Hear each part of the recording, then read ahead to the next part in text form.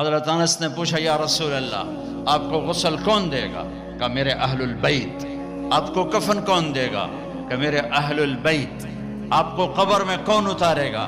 کہ میرے اہل البیت۔ آپ کا جنازہ کون پڑھے گا؟ تو آپ کی آنکھوں میں آنسو آ گئے۔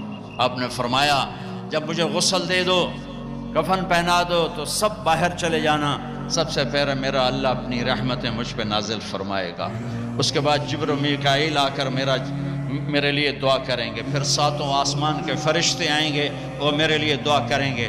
ہمارے نبی کا جنازہ ایسے نہیں ہوا کہ امام اور مقتدی، اور پھر اس کے بعد میرے اہل البیت کے مرد آئیں گے اور وہ میرے لیے کھڑے ہو کر دعا کریں گے، پھر وہ چلے جائیں گے، ان کی عورتیں آئیں گی، پھر وہ چلی جائیں گے، ان کے بچے آئیں گے، پھر وہ چلے جائیں گے، ان کے غلام آئیں گے، اس کے بعد مہاجرین آئیں گے، وہ میرے لیے دعا کریں گے، پھر وہ چلے جائیں گے، ان کی عورتیں آئیں گی، پھر اس کے بعد ان کے بچے آئیں گے، اس کے بعد ان کے غلام آئیں گے، پھر انصار آئیں گے، وہ میرے لیے دعا کریں گے، پھر ان کے بعد ان کی عورتیں آئیں گی، پھر ان کے بچے آئیں گے، پھر ان کے غلام آئیں گے، پھر مجھے میرے اللہ کے سپرد کر دینا۔ تو آپ کی چارپائی مبارک کے ساتھ لوگ قطار بنا کے کھڑے ہو جاتے تھے اور ہر ایک انفرادی طور پر آپ کے لیے دعا کرتا دعا کرتا دعا کرتا۔ لہٰذا یہ پیر کا دن، منگل کا دن سارا گزر گیا، اب بدھ کی رات کو آپ اللہ کے سپرد کیے گئے۔ تو جب آپ کو قبر میں اتارا، حضرت ابن عباس، حضرت علی نے، شقران آپ کے غلام نے، تو فضل بن عباس نے، تو جب باہر نکلے تو مغیرہ بن شعبہ قبر پر کھڑے تھے، انہوں نے اپنی انگوٹھی اتار کے قبر میں پھینک دی۔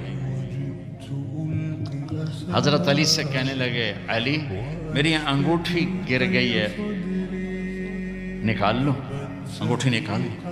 انہوں نے کہا ہاں ابھی تو قبر بند نہیں کی، نکال لو، انگوٹھی تو خود گرائی تھی۔ نیچے گئے اور جا کر اللہ کے نبی کی جسم سے لپٹ گئے اور آپ کے بوسے لینے لگے، دھاڑے مار کے رونے لگے۔ وہ انگوٹھی بہانہ بنایا تھا، آپ سے لپٹ کے چومنا چاہتے تھے، رونا چاہتے تھے، آپ کے ماتھے کا بوسہ لیا، آپ کو لپٹ کے روئے۔